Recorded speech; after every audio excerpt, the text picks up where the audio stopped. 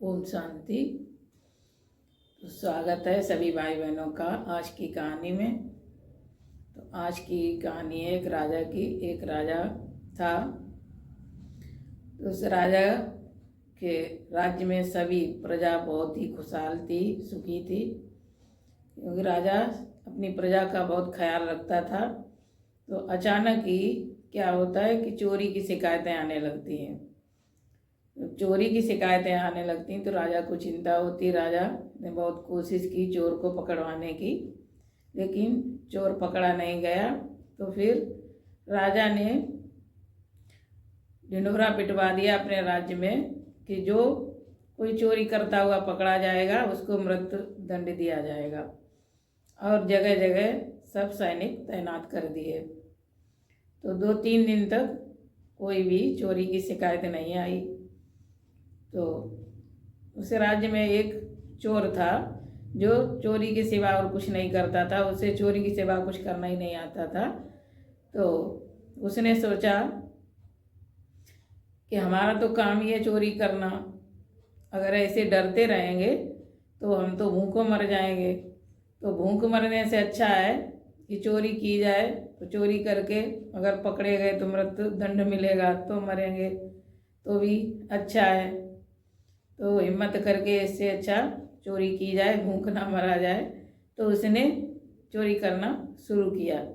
तो जैसे ही वो रात में एक घर में घुसा तो वहाँ सब जाग गए और शोर मचाने लगे। तो चोर भागा, तो इधर उधर छुपते छुपाते भागा। तो सैनिकों ने पीछा किया, तो सैनिक पीछा करते चले गए और वो भागता गया, नगर के बाहर भागा। तो जब नगर के बाहर भाग के पहुंचता है एक तालाब के पास, तो जब तालाब के पास पहुंचता है तो उसने मुड़ के देखा कि सब सैनिक उसका पीछा कर रहे हैं। तो उसने सोचा इस तरह से तो अब हम बच नहीं पाएंगे, जरूर पकड़े जाएंगे।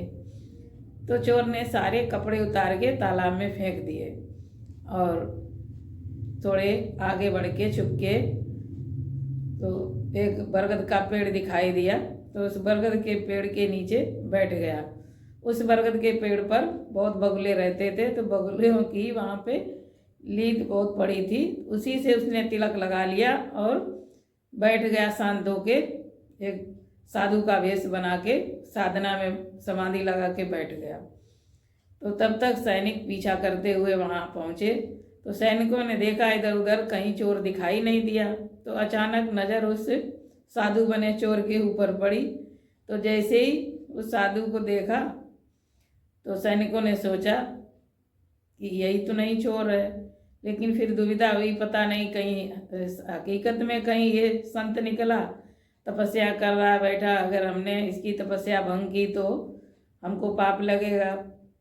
तो सैनिकों ने सोचा कि यहीं कहीं छुप करके इसको देखते हैं 2-3 दिन तक ये क्या करता है। तो चोर भी समझ गया कि ये हमको देख रहे हैं, हमारे ऊपर पहरा लगा रहे हैं। तो चोर ने क्या किया, वो और शांत होके बैठा रहा। तो एक बार सैनिकों ने पूछा कि इधर ये रास्ता कहाँ जाता है, तो वो बोला ही नहीं। चोर बिल्कुल शांत होके समाधि लगा के मौनी बाबा बन के बैठा रहा, इसलिए कि अगर हम बोलेंगे तो निश्चित पकड़े जाएंगे। तो उसने बोलना उचित नहीं समझा, शांत बैठा रहा। तो सैनिकों ने सोचा कि सही में संत है कोई बड़ा जो तपस्या कर रहा है।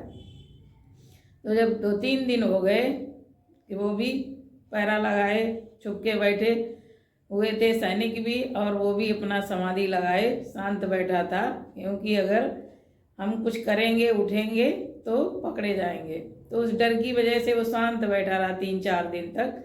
तो क्या होता, सारे नगर में खबर पहुंच गई कि कोई बहुत बड़े संत बिना कुछ खाए पिए ऐसे ही जंगल में तपस्या कर रहे हैं। एक पेड़ के नीचे बैठ के, बहुत सिद्ध साधु हैं, संत हैं, बहुत माने हुए, जो बिना ही कुछ खाए पिए ऐसे ही तपस्या में बैठे हुए हैं। तो इधर सैनिकों ने भी सोचा कि 3-4 दिन हो गए तो ये सच में संत ही है कोई बहुत बड़ा। तो उन्होंने भी आके उनको प्रणाम किया और संत जी को नमन किया और सारे नगर के लोग धीरे धीरे आने लगे उनके दर्शन के लिए। वहाँ भीड़ भाड़ सब होने लगी। तब तक क्या होता है कि राजा के पास भी खबर पहुँचती है कि कोई बहुत बड़े संत हैं जो बिना कुछ खाए पिए तपस्या कर रहे हैं, माने हुए संत हैं। तो राजा ने भी उस संत से मिलने के लिए विचार बनाया और राजा भी वहाँ संत जी के पास पहुँचे। वो साधु बने, चोर जो संत था उसके पास राजा भी पहुँच गए और राजा ने बहुत विनती की, बहुत ही प्रार्थना की कि आप हमारे साथ राज्य में चलें और वहाँ पे चल के तपस्या करें और कुछ प्रवचन सुनाएं हमारी प्रजा को। तो उस चोर ने सोचा, जो संत बना था, कि यही एक बचने का अच्छा उपाय है। तो वो तैयार हो गया राजा के साथ चलने के लिए। तो वो राजा के साथ राजमहल में आ गया एक अतिथि बन करके, एक संत जी, बहुत तपस्वी संत बन के।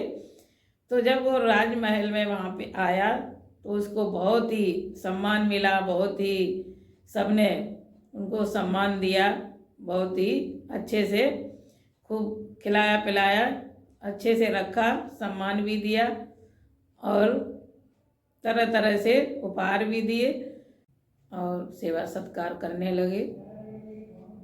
तो इतना सबका प्रेम और श्रद्धा भाव देखकर उस चोर के मन में विचार आया कि जब नकली संत बनने में इतना मान सम्मान है, तो जब हकीकत में संत बन जाएंगे तो कितना मान सम्मान होगा। उसी दिन से उसका विचार बदल गया और उसमें एक अद्भुत परिवर्तन आया और उसने चोरी करना छोड़ दिया और सच्चा संत बन गया, सन्यासी बन गया। तो इस तरह से अगर व्यक्ति को सही संगति मिले, सही परिवेश मिले, तो उसके अंदर बहुत बड़ा एक अद्भुत बदलाव आ सकता है और मनुष्य अपने जीवन को बदलकर बहुत श्रेष्ठ बन सकता है। तो हमेशा ध्यान रखिए, अच्छी संगत करें। जब अच्छी संगत करेंगे तो जो भी विकार है हमारे अंदर वो स्वतः ही निकल जाएंगे। ओम शांति।